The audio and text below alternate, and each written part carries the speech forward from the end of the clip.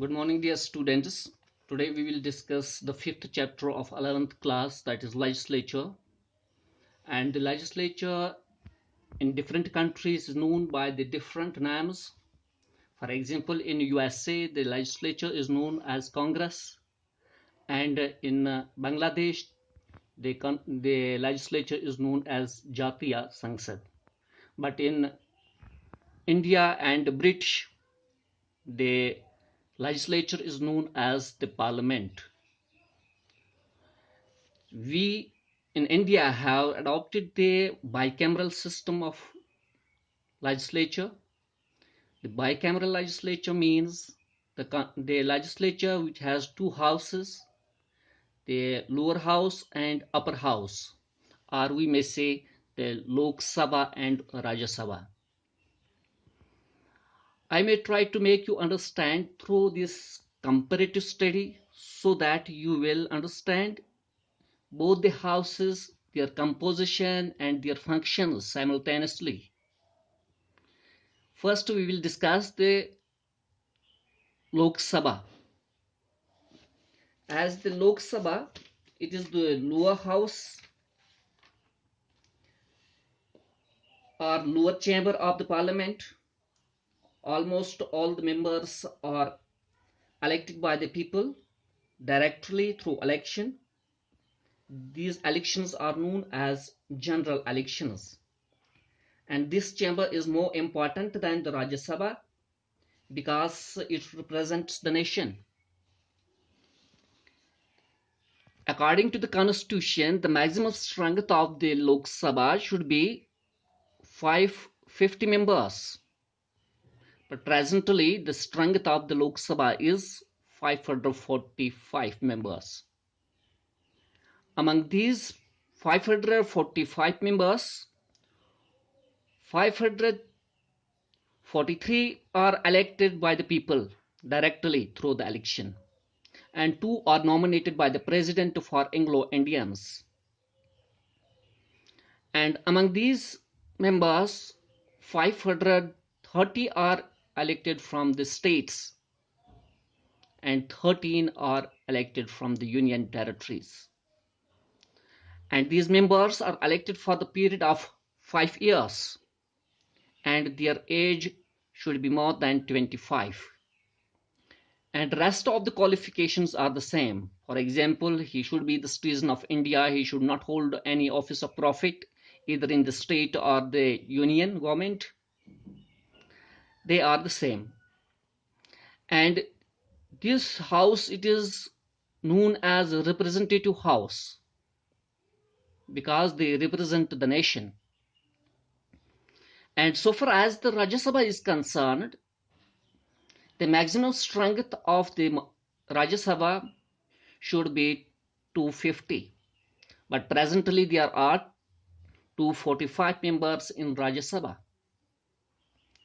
And among these 245 members, 233 are elected by the representatives of the states or state legislatures, and 12 are nominated by the President of India for art, science, social studies, etc.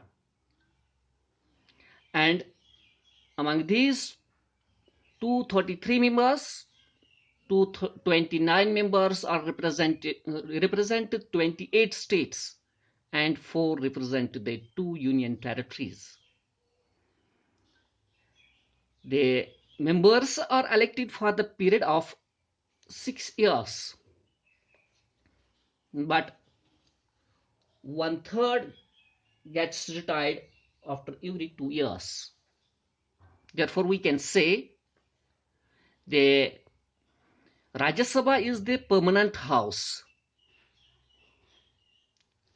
and their functions, they are co-equal in certain matters. Let's see these functions of both the houses. The first function of Lok Sabha as well as the Rajya Sabha is legislative function. In the legislative matters, both the houses, they have the powers like in ordinary bill. No bill can become a law unless agreed by both the houses. The ordinary bill can be introduced in either of the house, in Lok Sabha or in Rajya Sabha. But the bill never becomes the law unless it is not agreed by both the houses. The Lok Sabha by itself cannot pass a bill and send it to the president for his assent. The president has been empowered to summon a joint meeting of the two houses for the purpose of deliberations and voting on the bill in some occasions. So, both the houses enjoy the legislative functions. And also, they have the executive powers. Let's see the executive powers of the Lok Sabha and Rajya Sabha.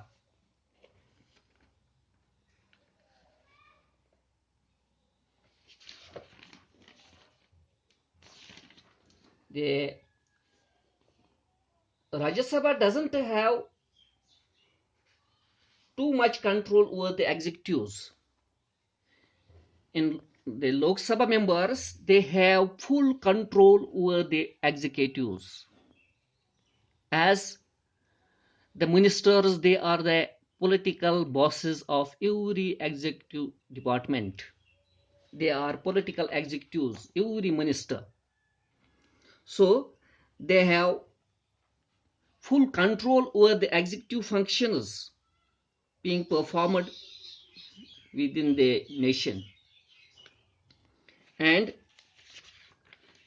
the Rajya Sabha, they have less executive functions, but this doesn't mean that the Rajya Sabha can exert no influence over the executive. Some of the ministers are taken from the Rajya Sabha too. And the members of the Rajya Sabha have the right to ask questions and supplementary questions from the ministers. They can elicit information about the actions of the government and can pass resolutions impressing on the government by deliberating the pursuing a particular line of policy. So we can say not only the members of the Lok Sabha hold control over the executives, have the executive functions, but the Rajya Sabha members too have the executive functions, though less, but they have. And third, that is financial powers. The Rajya Sabha, it has also the financial powers as are given to the Lok Sabha. As Lok Sabha controls the finance of the state, all money bills can only be introduced in the Lok Sabha and not in the Rajya Sabha. If there is a difference of opinion whether a particular bill is a money bill or a non-money bill, the decision of the Speaker of the Lok Sabha will be final. As all of us know, financial bill is introduced only in the Lok Sabha. When passed by the Lok Sabha, it is sent to Rajya Sabha. And Rajya Sabha has to return this bill within 14 days without any alteration, without any recommendation to alter or to change. And when the Rajya Sabha sends back within 14 days, it is considered passed in the Rajya Sabha too. Therefore, the Rajya Sabha, it has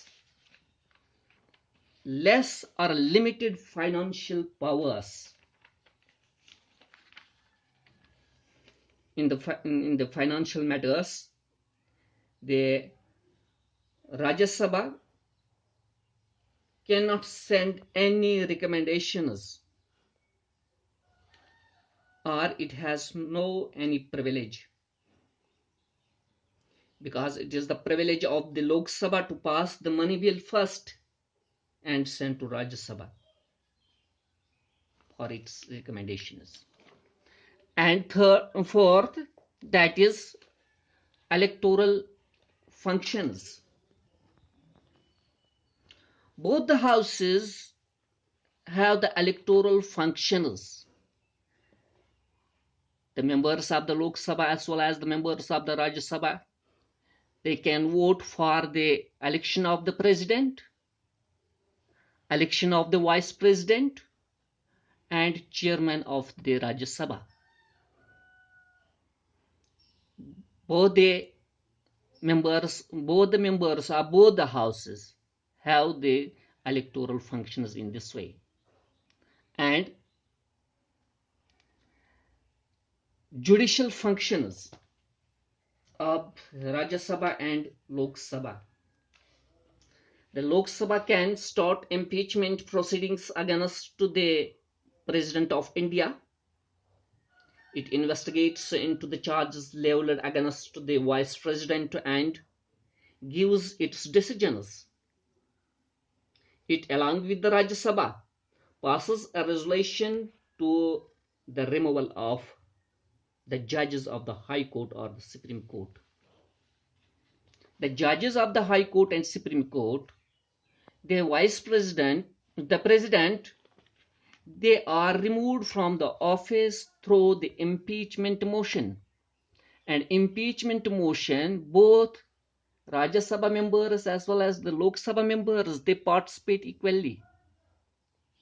Because for the removal of the president, the parliament gets changed into court, and president is given the chance, president is given the opportunity to defend himself. But the both the members of the parliament, means the Rajya Sabha as well as the Lok Sabha, the Rajya Sabha members, like the upper house in other countries, is also vested with some judicial functions. Thus we can say it has the identical powers with the Lok Sabha in the matter of removal of judges of the Supreme Court or the High Court or the President. Okay, then the amendment functions.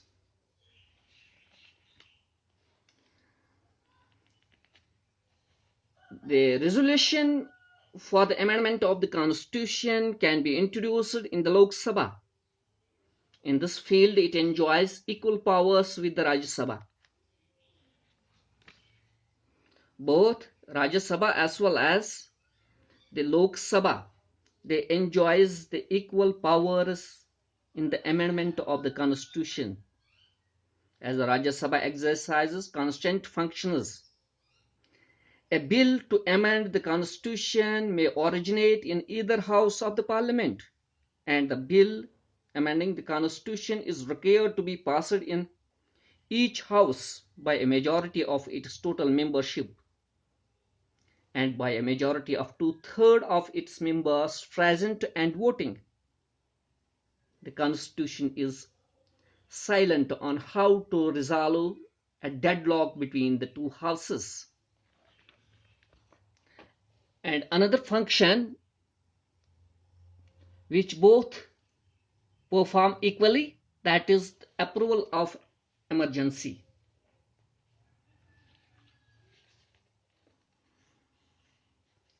The President can impose emergency only with the recommendations of Lok Sabha and Rajya Sabha, because both the houses they have the powers to make recommendations in this regard.